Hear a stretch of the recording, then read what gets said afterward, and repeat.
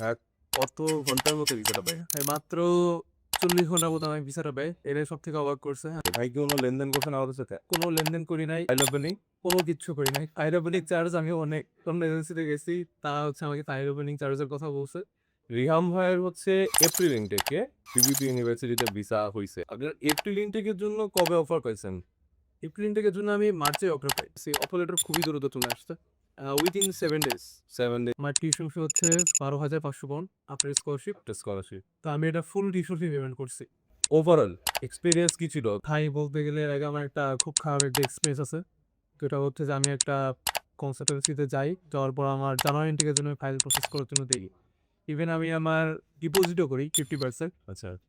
তো এজেন্সি থেকে আসলে আমি বরাবরই আ যেটা দরকার ছিল সাপোর্টের, এটা তো পাই নাই। অনেক ইনফরমেশন আমাকে প্রপারলি দেওয়া হয় নাই, গাইড করা হয় নাই।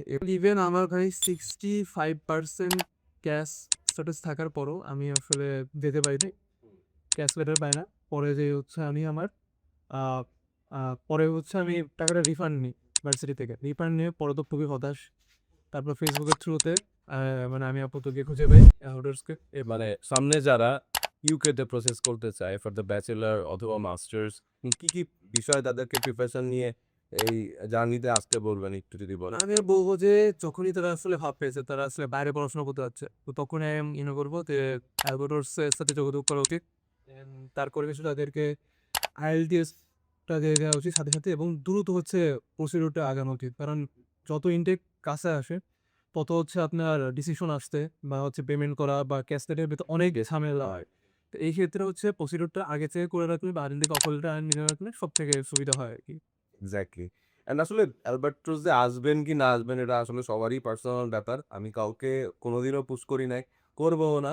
বিষয়টা হচ্ছে আপনারা রিসার্চ করেন যে আপনি যে ইউনিভার্সিটি বা যে কান্ট্রিতে যেতে চাচ্ছেন সেইখানে কারা এক্সপার্ট, কারা সেখানে প্রপার কাউন্সেলিং দিচ্ছে, কারা সেই ইউনিভার্সিটিগুলোর সাথে কাজ করছে। অন্য একটা কান্ট্রিতে যাচ্ছেন, আপনার জন্য কি ভালো হবে না হবে সবকিছুই এজেন্সির উপর ডিপেন্ড করে। কারণ ওখানে যাওয়ার পরে যদি আপনি ওই প্রপার এনভায়রনমেন্ট না পান, টিউশন ফি পেমেন্ট করার জন্য যদি পরবর্তীতে আপনার অনেক প্রেশার নেওয়া লাগে, প্রপার কমিউনিটি না পান, এসব ক্ষেত্রে অনেক ধরনের হ্যাসেল ফেস করতে হয় যেটা এটলিস্ট আমি বলব আলবার্টাস থেকে আপনাকে আ হেল্প করা হবে।